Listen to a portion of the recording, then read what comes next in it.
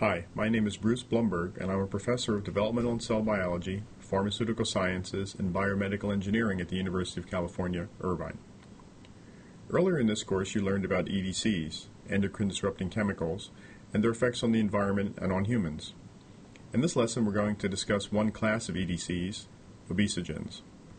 We'll start by asking the question, can the industrial chemicals we produce be a factor in the obesity epidemic we are seeing in modern societies around the world?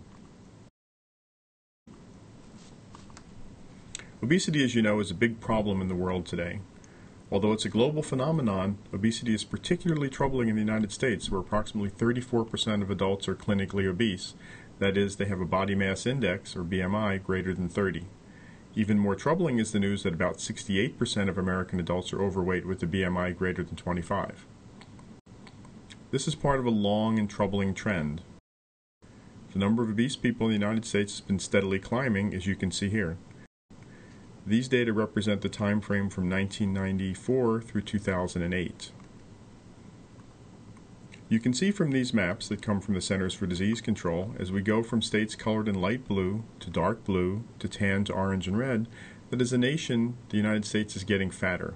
There is no other way to put it. Today, there is only one state, Colorado, where less than 20% of the population is overweight. Approximately 104 million people in the U.S. are clinically obese, and 2/3 of all Americans are overweight. That is costly because obesity is very expensive at many levels. Not only does it negatively affect our health when we weigh more than we should, but the situation financially stresses the healthcare system. It's hard to say by how much precisely, but when we added up the cost of treating diseases that result from obesity in 2009, the price tag was estimated at $147 billion. These are extremely dangerous diseases. In 2007, they included adult-onset diabetes, 23.6 million people, coronary artery disease, 17.6 million people, high blood pressure, 73.6 million people, and strokes, 6.4 million people. And these don't begin to include the number of people at risk for certain types of cancer that are associated with obesity. What are the root causes of all this expense? Obesity is associated with something called metabolic syndrome, which is a precursor to type 2 diabetes and cardiovascular disease.